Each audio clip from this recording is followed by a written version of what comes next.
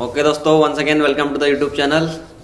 स्वागत है आपका मैरून बेरी एकेडमी कॉन्स्टिट्यूशन की जो सीरीज चल रही है उसमें आर्टिकल 16 कवर करेंगे आज, जो कि पार्ट 3 में है। इसके साथ साथ एंटोनिम सिनोनिम्स भी कवर किए जा रहे हैं और रीजनिंग के भी क्वेश्चंस आपको कवर कराए जा रहे हैं। आगे और भी एस्पेक्ट्स में वीडियो डाले जाएंगे, हिस्ट्री, ज्योग्राफी में, मैथ्स में काफ़ी ईजी वे में आपको समझाया जाएगा। जो आर्टिकल 16 है वो मोस्टली है equality of opportunity in matters of public employment. तो मैं आपको एक लाइन में अगर बताऊं तो ये जो रोजगार है उसमें समान सबको अवसर दिया जाएगा। पर मैं जो भी आर्टिकल बता रहा हूँ पूरा एलेबोरेट करके बता रहा हूँ, क्योंकि जो लोअर लेवल एग्जाम्स हैं उनके लिए तो इस काम चल जाएगा कि आर्टिकल 16 किसके बारे में बोल रहा है।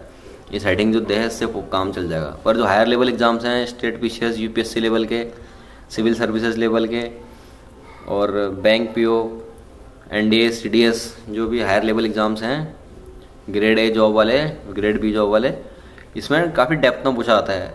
ये जो आर्टिकल 16 है इसके जो भी सब हेड्स हैं, सब हेड्स के से आपको किसी भी सब हेड से पूछ सकता है वो, और क्रॉस क्वेश्चनिंग होती है। नॉर्मल लोअर एग्जामिनेशन में आपसे पूछ सकता है कि equality of opportunity in matters of public employment is mentioned in which article. तो सीधे आप आर्टिकल 16 बोल देंगे। 4-5 आर्टिकल्स जो ऑप्शन में दिए रहेंगे।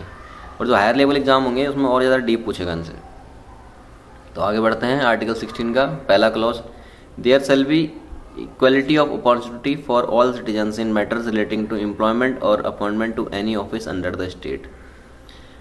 आगे इसको समझते हैं हम। जो आर्टिकल 16 का फर्स्ट क्लॉज बोल रहा है ऑफिस अंडर स्टेट। स्टेट के अंडर, स्टेट मतलब जो भी गवर्नमेंट की फंडिंग द्वारा जो भी ऑर्गेनाइजेशन है उसके अंडर जो भी ऑफिस हैं वो समान अवसर प्रदान करेंगे। इक्वलिटी ऑफ अपॉर्चुनिटी, सबको बराबर मौका देंगे। ऐसा नहीं कि कोई किसी को, किसी जाति को, किसी पर्टिकुलर सेक्शन को वो छोड़ेंगे। सबको बराबर मौका देंगे, हर सिटीजन को।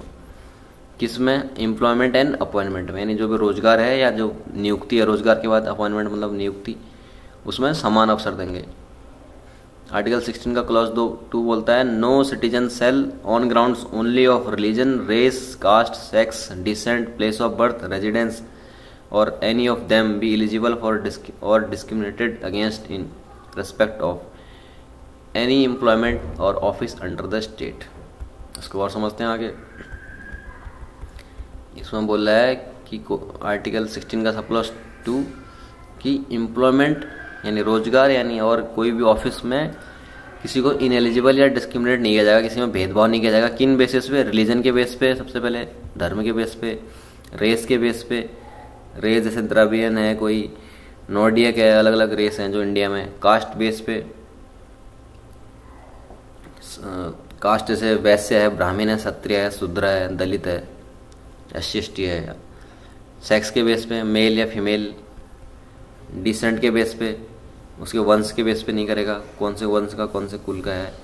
प्लेस ऑफ बर्थ, जहाँ वो पैदा हुआ है, और प्लेस ऑफ रेजिडेंस, जहाँ वो रह रहा है। प्लेस ऑफ बर्थ और प्लेस ऑफ रेजिडेंस अलग अलग मेंशन किए हैं इसमें, यानी प्लेस ऑफ बर्थ तो एक ही होता है जहाँ उसने वो पैदा हुआ है, और प्लेस ऑफ रेजिडेंस वो जहाँ अभी परमानेंटली, अभी करंटली रह रहा है।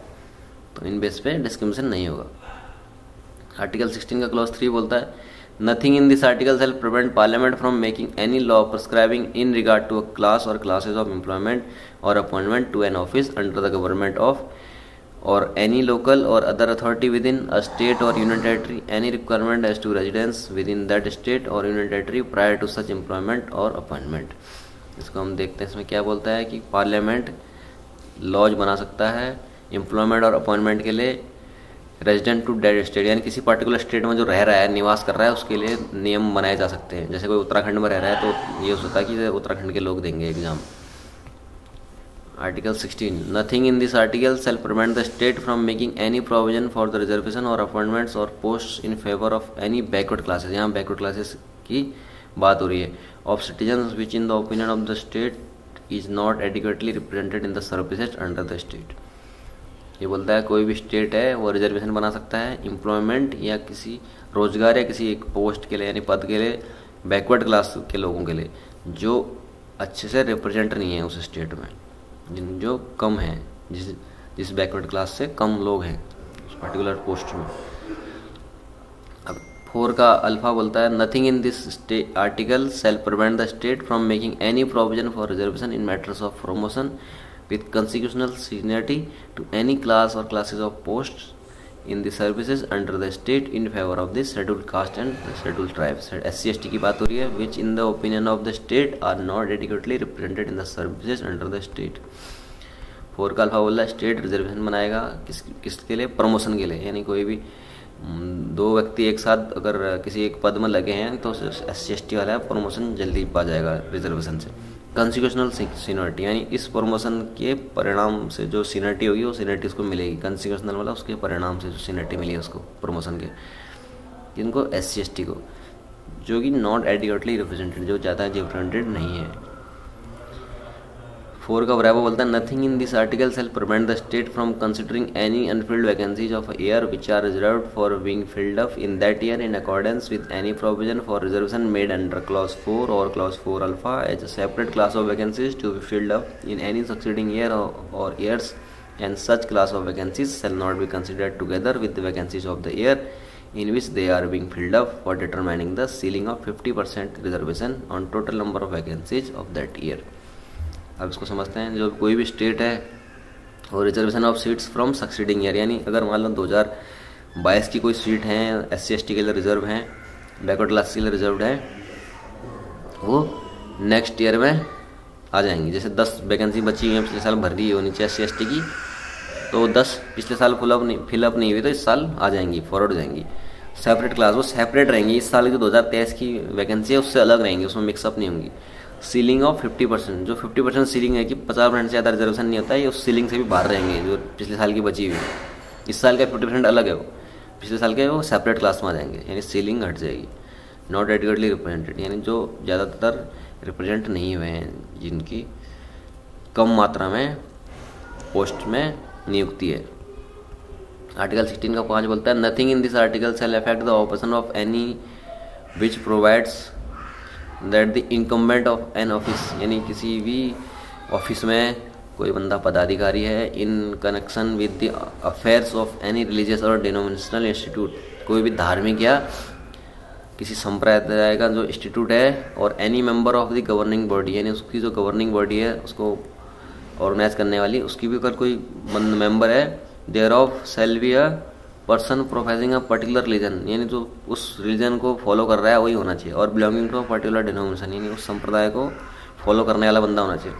ये बोला है opportunity of operation of any law, कोई भी लॉ अंडर ऑपरेशन है, चल रहा है, इनकम्बेंट ऑफ ऑफिस के लिए कोई भी पदाधिकारी होगा किसी ऑफिस का, रिलीजियस या डिनोमिनेशनल इंस्टीट्यूट, कोई धार्मिक इंस्टीट्यूट है या कोई संप्रदाय का, कोई एक पर्टिकुलर संप्रदाय का इंस्टीट्यूट है, तो उसमें पर्सन ऑफ दैट रिलीजन, और उसी रिलीजन उसी धर्म का इंसान होगा। जैसे कोई हिंदू धर्म का कोई संगठन चल रहा है तो कोई इंस्टीट्यूट है, ऑफिस है उसकी कोई, या तो उसी धर्म का होगा।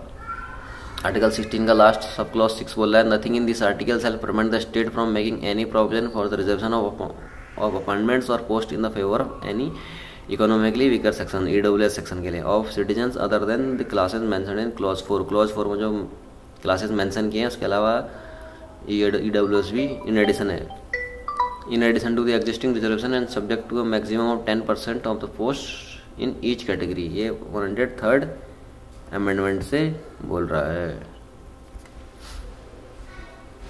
और समझते हैं कोई भी स्टेट है उसमें रिजर्वेशन है अपॉइंटमेंट और पोस्ट के लिए इकोनॉमिकली वीकर सेक्शन के लिए, जो कि मैक्सिमम 10% रहेगा, ये बोल रहा है आर्टिकल 16 का क्लॉज 6।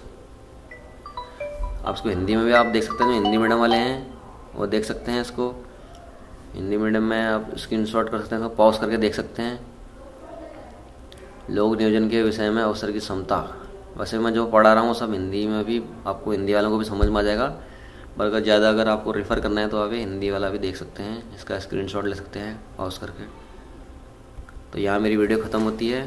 थैंक यू दोस्तों, बने रहिए यूट्यूब चैनल में, लाइक शेयर और सब्सक्राइब करिए।